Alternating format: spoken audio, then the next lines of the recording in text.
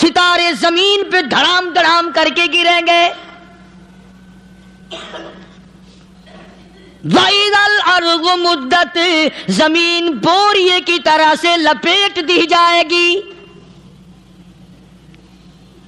وَإِذَا الْجِبَالُ سُيِّرَتْ یہ بڑے بڑے پہاڑ ہوا میں کپاس کی طرح اڑتے پھریں گے. تمام کے تمام علامات قرآن کریم بتا رہا ہے. اور آج مسلمان ہے، میں خود ہوں، آپ ہیں، میں قسم کھاتا ہوں کہ ہمیں خدا کے کلام پہ یقین کوئی نہیں. اگر یقین ہو پھر یہ غفلت. صحابی مدنی کریم صلی اللہ تعالی علیہ وسلم کا ساری رات کروٹیں بدلتا ہے. صبح ہوئی بیٹی نے پوچھ لیا ابا جان میں ساری رات دیکھتی رہی آپ کو نیند نہیں آئی، کیا کوئی تکلیف ہے؟ دیکھنے والی بیٹی کے بھی قربان جاؤں، بے چین ہونے والے ابا کے بھی قربان جاؤں. آخر بیٹی بھی جاگ رہی ہوگی تبھی تو دیکھا ہوگا. کہنے لگی ابا میں نے ساری رات کروٹیں بدلتے دیکھا، کیا بات ہے آج نیند کیوں نہیں آئی؟ فرمایا لخت جگر او نور نظر او میری بیٹی، کل قرآن کریم کی ایک آیت سن کے آیا ہوں، ثم لم یتوبوا فلہم عذاب جہنم لہم عذاب الحریق.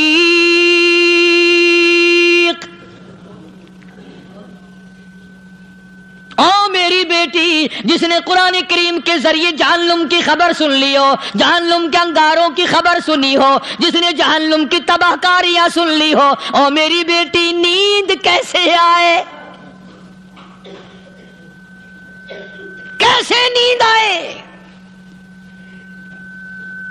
امام شافعی رحمت اللہ علیہ اتنے بڑے جلیل القدر ولی کامل ہیں، وقت کے امام ہیں، پرہیزگار متقی ہیں. اپنی بیٹی کو فرمانے لگے لخت جگر تیری آنکھیں بگڑتی چلی جا رہی ہیں، میں دیکھتا ہوں تو ساری رات نیند نہیں کرتی، ساری رات سوتی نہیں، مصلی پہ کھڑی ہو کر قرآن پڑھتی رہتی ہے، تو کچھ نیند کر لیا کر، آنکھوں سے محتاج ہو جائے گی. عرض کرنے لگی ابا جان نیند آتی ہے، بستر پہ لیٹ جاتی ہوں، آنکھ لگنے کو ہوتی ہے، فوراً میرے دل میں خیال آتا ہے شافی کی بیٹی تو نے تو بستر سنبھال لیا، صبح تیری نہ معلوم زمین کے اوپر ہوگی یا لاکھوں من مٹی کے نیچے ہوگی.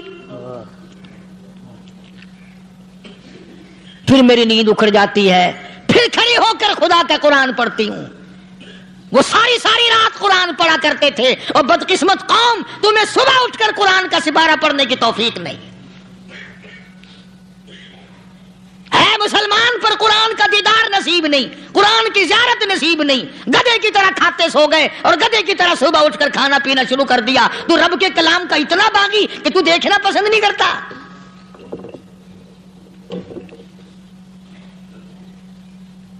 اور دنیا کی چیز اگر گھر میں نہ ہو، ٹھنڈے ٹھنڈے سانس مارتے ہیں عورتیں بھی. ہاں جی اپنی زمین کوئی نہیں نا، اپنی ہاں جی مکان اچھا اپنے پاس کوئی نہیں، فلاں چیز اپنے پاس کوئی نہیں. کبھی کسی نے ٹھنڈا سانس مارا کہ ہم 10 آدمی ہیں گھر کے، ایک آدمی بھی قرآن پڑھنے والا نہیں، ہم سارے کے سارے پتہ نہیں کیسے اکٹھے ہو رہے ہیں.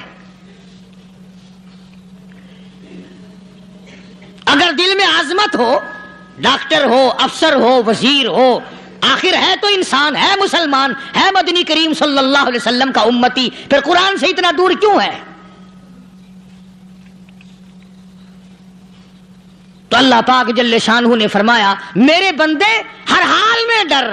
ہاں تیری ساری چلاکیوں کو میں جانتا ہوں، تیری ساری ہوشیاریوں کو میں اچھی طرح جانتا ہوں. فرمایا وہ دن دور نہیں، آیا وقت قیامت کا، آیا، کوئی کسی کے کام نہیں آئے گا. فرمایا ان وعد اللہ حق فلا تغرنکم الحیات الدنیا. دنیا نے پھنسا لیا، چہل پہل میں پھنس گئے، اس کے رنگ روغن میں لگ گئے، اس کی زیب و زینت میں لگ گئے. رات اسی کی سوچ ہے، دن میں اسی کا فکر ہے، اور مرنے کا کسی کو بھی فکر نہیں. قرآن کریم کی آخری سورت، آخری لقمان کے آخری آیتوں میں عجیب مضمون رکھا ہے. فرمایا ان اللہ عندہ علم الساعۃ وینزل الغیث. قیامت کا ٹھیک وقت اللہ کے سوا کوئی نہیں جانتا. کسے معلوم ہے ابھی اگلے منٹ میں کیا ہو جائے گا، سیکنڈ میں کیا ہو جائے گا؟ اچھا ایک بات میرے ذہن میں آئی، یہ بڑے بڑے لوگ آپ کو ملیں گے دیہاتوں میں بھی، بازاروں میں بھی، شہروں میں بھی، فلانا بزرگ غیب کی باتیں بتایا کرتا تھا، فلانا ولی یوں بتایا کرتا تھا. کبھی یہ بھی تو پوچھنا کہ اس ولی نے کبھی یہ بھی بتایا کہ میں مروں گا کب، کس دن مروں گا؟ جب اپنی موت کا پتہ نہیں تو اور کسی چیز کا کیا پتہ ہے؟ صرف اٹکل پچو تیر لگانے والی بات ہے. ابھی چند مہینے ہوئے یہاں میرے پاس چند نوجوان آئے ملتان شہر سے اور کہنے لگے کہ 25,000 کی چوری ہو گئی ہے، بتا کدھر کون لے گیا، کدھر لے گیا. میرے پاس آئے یہاں، میں نے کہا بتا دوں گا پر آدھے لوں گا. کہنے لگا نہیں دیکھنا جی اتنا تو نہ کرو.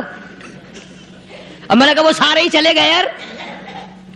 یقین کرو میں یہاں چارپائی میں بیٹھا ہوں دروازے کے باہر، عصر کے بعد پوری پارٹی آئی اسی شہر کی کہ 25,000 روپیہ گم ہو گیا ہے، بتا کدھر گیا ہے. سب لوگ کہتے ہیں قاری حنیف بتاتا ہے. سنو، قاری حنیف بتاتا ہے، ٹیلا کرا دوں گا میں. جتنا میں نے انکار کیا میرے سر ہوتے چلے گئے. اخیر میں نے بکواس کر دی، میں نے کہا اچھا بتاؤں گا پھر آدھے لوں گا. کہنے لگے نہیں.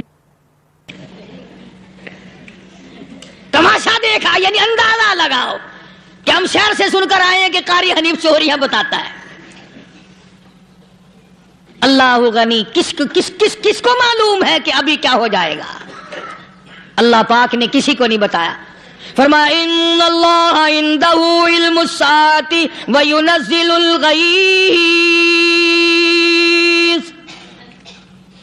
قیامت کا ٹھیک وقت کسی کو معلوم نہیں، بارش کا کوئی پتہ نہیں کب ہوگی، کتنی ہوگی. تم ابھی کہہ رہے ہوگے کہ جی محکمہ موسمیات والوں کو پتہ چلتا ہے. ان 3 مہینے میں یہ محکمہ موسمیات والے کئی دفعہ کہہ چکے ہیں کہ بندہ باندی ہوگی، مگر کچھ بھی نہیں ہوا. بلکہ جتنے یہ زیادہ بتلاوے نا اتنا ہی موسم خراب ہوتا چلا جا رہا ہے. پچھلے سال انہوں نے روئی کی گانٹھوں کی گنتی بتائی کہ اتنی کپاس پیدا ہوگی ملک میں، اتنی روئی کی گانٹھ بنے گی، اتنی باہر بھیجیں گے اور اتنی اپنے گھر رکھیں گے. ذرا پوچھو تو صحیح ذمہ داروں سے سر کھجاتے پھرے کہ کھاد کے پیسے بھی واپس نہیں ہوئے. بھلے کسی کو کیا پتا کہ ابھی کیا تھا اور ابھی کیا ہو جائے گا، کل کیا ہوگا، پرسوں کیا. ایک اللہ کی ذات جانتی ہے. فرمایا وَيُنَزِّلُ الْغَيْثَ، کوئی نہیں جانتا بارش کب ہوگی، کتنی ہوگی، کہاں تک ہوگی، کس قدر ہوگی، کس طرف میں ہوگی، کہاں نہیں ہوگی. وَيَعْلَمُ مَا فِي الْأَرْحَامِ، کوئی نہیں جانتا عورت کے پیٹ میں کیا ہے، لڑکا ہے کہ لڑکی. باپ کو پتہ نہیں، ماں کو پتہ نہیں، دادی کو پتہ نہیں، نانی کو پتہ نہیں. یوں کہ کسی کو پتہ ہو یا نہ ہو، حضرت صاحب کو پتہ لگ جاتا ہے. حضرت صاحب کو کیوں؟ حضرت صاحب ٹھڈ دے اندر وڑدا ہوندا ہے. تماشا دیکھ، کوئی کسی کو پتہ نہیں چلتا. اور خدا نے اپنی خدائی کسی کو تقسیم کر کے دینی نہیں. لم یلد ولم یولد، نہ میرے ماں باپ، نہ میں کسی کا باپ، نہ میری اولاد، نہ میں کسی کی اولاد. اللہ الصمد، بے نیاز، بے مثال ہوں. ہمیشہ سے ہوں اور ہمیشہ رہوں گا. سب میرے محتاج ہو، میرے دروازے کے گداگر ہو، میرے دروازے کے فقیر ہو، میرے دروازے کے دستے نگر ہو. آؤ مانگو کھاؤ، موت آئے مر جاؤ. اگر اکڑو گے فرمایا پھر میں نے بڑی بڑی سزائیں دی ہیں لوگوں کو. ہاں میں تو توبہ بھی منہ سے نہیں نکلنے دیتا. کلمہ ہائے نہیں کرنے دیتا میں. جب میں موت کا پیغام دوں یکدم دل کی حرکت بند ہو جاتی ہے. ہائے بھی نہیں، اوئی بھی نہیں، اف بھی نہیں، کچھ بھی نہیں. فرمایا وَيَعْلَمُ مَا فِي الْأَرْحَامِ، کسی کو پتہ نہیں عورت کے پیٹ میں کیا چیز ہے. دیکھو نا، جس نے 9 مہینے بچہ پیٹ میں رکھا، جب بچہ پیدا ہوتا ہے نا خود ماں بھی کان لگاتی ہے، بتائیں گی لڑکا ہے کہ لڑکی ہے. بےتابی سے انتظار کرتی ہے، بڑی بے قراری سے انتظار کرتی ہے عورت کہ یہ دائی بول لے، کوئی اور پاس والی بول لے، کوئی اور چھوٹی بڑی گھر کی عورت بول کے بتائے کہ لڑکا ہے کہ لڑکی ہے. اور جس نے 9 مہینے پیٹ میں رکھا جب اس کو پتا نہیں تو پرلی طرف بیٹھے ہوئے حضرت صاحب کو پتا کیسے چل گیا؟ وَيَعْلَمُ مَا فِي الْأَرْحَامِ، زیادہ سے زیادہ تمہیں یہ کہیں گے جی فلاں بزرگ نے دعا کی تھی اللہ میاں لڑکا دے گا، لڑکا ہو گیا، ٹھیک ہے دعا تو بھی مانگ، بزرگ بھی مانگے، پیر بھی مانگے، فقیر بھی مانگے، عالم بھی مانگے، ماں بھی مانگے، باپ بھی مانگے، خاندان سارے مانگو، بات یہ ہے مانگو تو سارے، پر یوں کہو دینے والا وہ ایک ہے، بس یہ ہے اصل بات، اور مانگنے کی تو کوئی کسی کی وہ نہیں۔ امام الانبیاء محبوب کبریا حضرت محمد مصطفیٰ صلی اللہ تعالی علیہ وسلم سیدہ عائشہ صدیقہ رضی اللہ تعالیٰ عنہ فرماتی ہیں میں سوئی ہوئی تھی، اچانک میری آنکھ کھلی، میں نے کالی کملی والے کو سجدے میں دیکھا، رو رہے ہیں، دعائیں مانگ رہے ہیں، رو رہے ہیں۔ حضرت عائشہ فرماتی ہیں اللہ اکبر، فرماتی ہیں اتنے روئے سرکار مدینہ صلی اللہ علیہ وسلم، سانس رک گیا، سانس گھٹ گیا آپ کا۔ حضرت عائشہ فرماتی ہیں میں اپنا جگر پکڑ کے بیٹھ گئی، کہیں آج بیوہ تو نہیں ہو جاؤں گی۔ نبی نے اتنا مانگا، اتنا مانگا، اتنا مانگا، اس کائنات میں مانگنے والا کوئی آیا ہی نہیں۔ ہر آن مانگا، ہر لمحہ مانگا، ہر گھڑی مانگا، اور اتنا مانگا، میری بات لکھ کے لے جاؤ انشاءاللہ، کچی پکی بات نہیں۔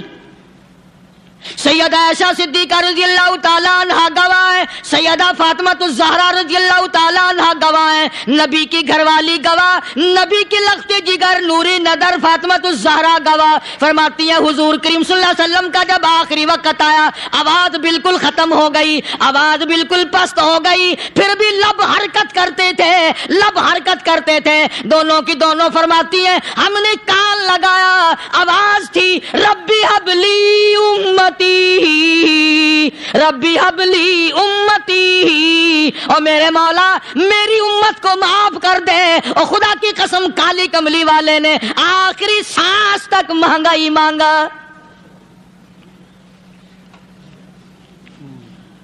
چاہے تیرے لیے مانگا، امت کے لیے مانگا، مگر ہر وقت مانگا۔ اور یوں فرمایا کہ میدان حشر میں جب لوگ چاروں طرف سے پریشان ہو کر، عاجز ہو کر، تنگ ہو کر، دھکے کھا کر، ذلیل ہو کر، انبیاء علیہ الصلوۃ والسلام کے مشورے سے جب حضور کریم صلی اللہ علیہ وسلم کے دربار میں آئیں گے، مشکاۃ شریف میں حدیث موجود ہے، ارشاد حضور کریم صلی اللہ علیہ وسلم کا، فرمایا لوگ مجھے سفارش کے لیے کہیں گے اللہ اکبر کبیرہ، تو یوں فرمایا یہ نہیں فرمایا کہ میں اللہ میاں کو ٹیلی فون کروں گا کہ دیکھنا ذرا خیال کرو امت آ رہی ہے میری، یا امت کو یہ کہے کہ رکا لے جاؤ، بلکہ یوں فرمایا جیسے امت آ کر کے مجھے پریشان کرے گی میں سجدہ کروں گا، میں سجدہ کروں گا، اس وقت بھی سر میرا در تیرا، جھولی میری عطا تیری۔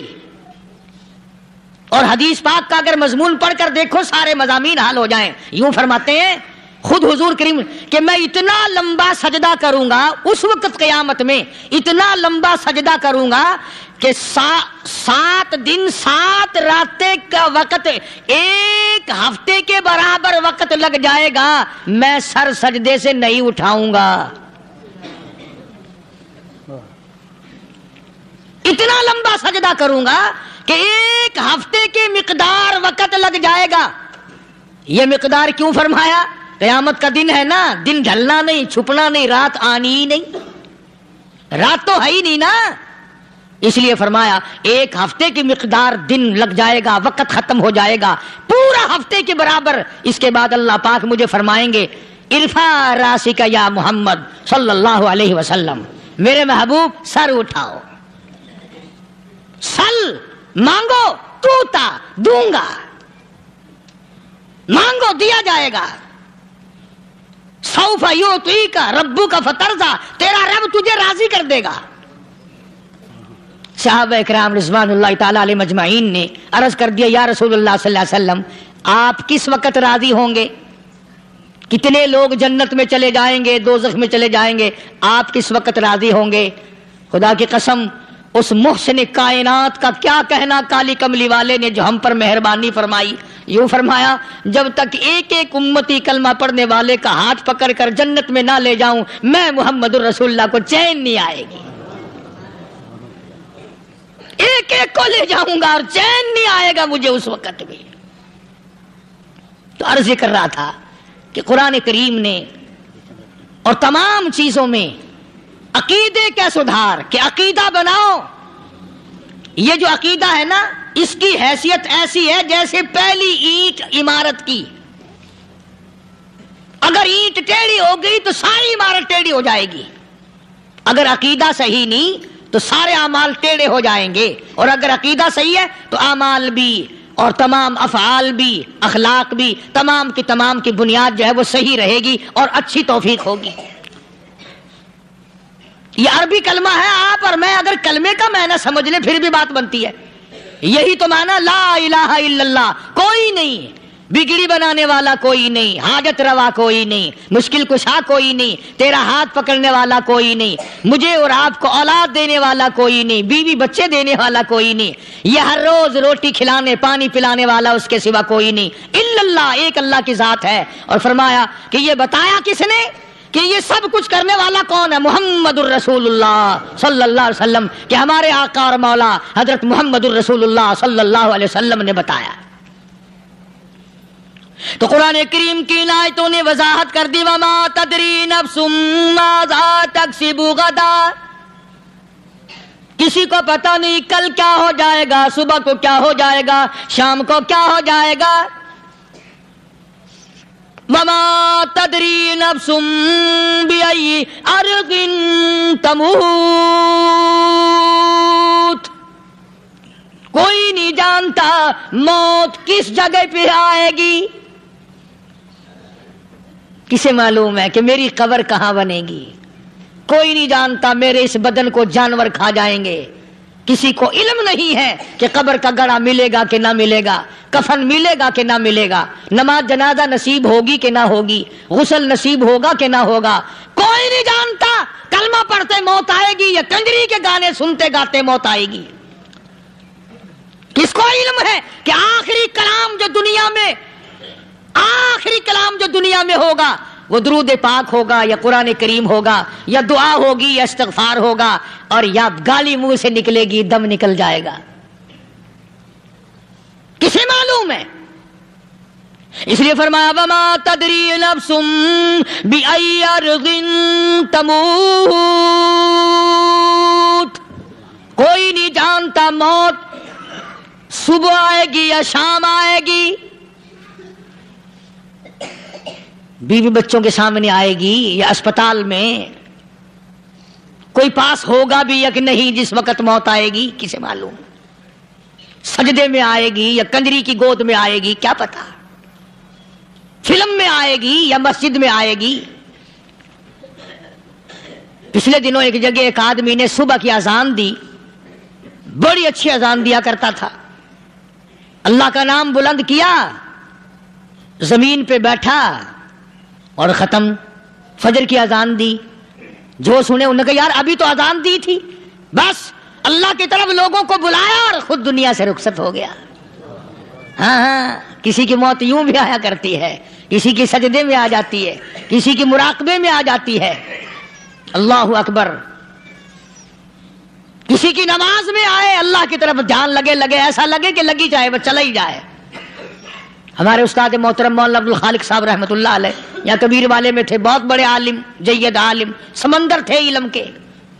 بس صبح کی نماز کے بعد مراقبے میں بیٹھے اللہ اللہ کر رہے ہیں, بس جیسے اتحیات میں بیٹھتے ہیں نا اسی طریقے سے بیٹھے تھے. دن چڑھ گیا, بھتیجے نے آ کر کے کہا حضرت ناشتہ تیار ہے, جواب کوئی نہیں. پھر کچھ دیر کے بعد آیا کہ حضرت ناشتہ تیار ہے, جواب کوئی نہیں. اور دن چڑھ گیا, ہاتھ لگا کے دیکھا کہ حضرت تو پہنچ گئے اللہ کے یہاں. کس حالت میں؟ ایسی اللہ سے لو لگائی کہ اللہ ہی کے یہاں چلے گئے. اور ان اللہ والوں کے پاس اس نیت سے لگا کرو میری آخرت بن جائے, میری قبر بن جائے, میرا آخری کلام لوگ جو دنیا میں ہو وہ کلمہ ہو، استغفار ہو، درود پاک ہو، قرآن کریم ہو، پھر تو مزہ ہے. اور اگر ہائے ہائے ہائے ہائے کرتے مر گئے تو کیا ہوا؟ فرمایا ان اللہ علیم خبیر، میں خدا کی ذات تمام چیزوں سے واقف ہوں.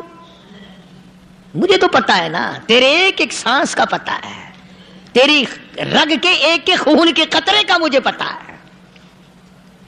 اسی لیے کہا کرتا ہوں کہ عادت ڈال لو درود شریف پڑھتے ہوئے چلنے پھرنے کی، کلمہ کلام پڑھتے ہوئے چلنے پھرنے کی، استغفار کرتے ہوئے چلنے پھرنے کی. پہلے زمانے میں جب ٹھوکر لگتی تھی تو لوگ سبحان اللہ کہتے تھے، اللہ اکبر، استغفر اللہ. اب گالی منہ سے نکلتی ہے، اب گالی منہ سے نکل رہی، گالیاں بکتے ہوئے لوگ مر رہے ہیں. حضرت معاذ بن جبل رضی اللہ تعالیٰ عنہ مدینہ پاک میں بیمار ہے، آخری وقت ہے. صحابہ کی ایسی ایسی موت آیا کرتی تھی. چاروں طرف جتنے گھر والے بیٹھے ہیں، اماں بھی، بیٹی بھی، گھر والی بھی، بہن بھی، بھائی بند بھی، قبیلہ بھی، خاندان بھی. مدینہ شہر ہے، کالی کملی والے کا شہر ہے. حضرت معاذ بن جبل کا آخری وقت ہے. چاروں طرف بیٹھنے والے بھی تلاوت کر رہے ہیں قرآن کریم کی، خود معاذ بن جبل بھی تلاوت فرما رہے ہیں. اچانک حضرت معاذ رضی اللہ تعالیٰ عنہ رونے لگے. روئے حضرت معاذ. یہ وہ جوان ہے جس کو رخصت فرمانے کے لیے یمن کا گورنر بنا کر کے بھیجا حضور صلی اللہ علیہ وسلم نے. حضور صلی اللہ علیہ وسلم اس کو روانہ فرمانے کے لیے کئی میل پیدل تشریف لے گئے. ہاں حضور کے صحابہ. تو معاذ بن جبل جب رونے لگے تو گھر والوں نے پوچھا کیوں؟ کوئی بیٹھا ہوگا نا. کہنے لگا ڈر گئے، موت سے ڈر رہے ہو، موت سے ڈر کے رو رہے ہو؟ حضرت معاذ کہنے لگے نہیں، موت سے کیا ڈرنا، میں کیوں ڈروں موت سے، اس نے تو آنا ہی آنا ہے، میں نہیں ڈرتا. انہوں نے کہا پھر رویا کیوں رو رہے ہو؟ اللہ اکبر. صحابی کہتا ہے میرے دل کی تمنا میرے دل میں رہی، میری آرزو پوری نہ ہو سکی، میری حسرت میرے دل میں رہی، میرا شوق پورا نہ ہو سکا، میری آرزو پوری نہ ہو سکی، میری تمنا پوری نہ ہو سکی. بستر پہ موت آ رہی ہے اس لیے رو رہا ہوں. اے کاش رمضان کا مہینہ ہوتا، میں روزے دار ہوتا، گرمی کا موسم ہوتا، مجھے سخت پیاس لگی ہوتی، کفار سے مقابلہ ہوتا، میدان جہاد اور جنگ ہوتا، میں کئی کافروں کو قتل کر دیتا، پھر وہ مجھے قتل کر دیتے، میری زبان کاٹ لیتے، میری اللہ کے یہاں پیشی ہوتی، میرا رب مجھ سے پوچھتا معاذ دنیا سے کیا لایا؟ میں عرض کرتا الہی بولوں کیسے، تیری راہ میں زبان کٹا کے آیا ہوں اور روزہ رکھ کر آیا ہوں، تیرے محبوب کے حوض کوثر کے پانی سے روزہ افطار کروں گا. کہتا اس لیے رو پڑا ہوں کہ بستر پہ موت آ رہی ہے. ڈر کس چیز کا؟ یہ نہیں ڈرا کرتے تھے.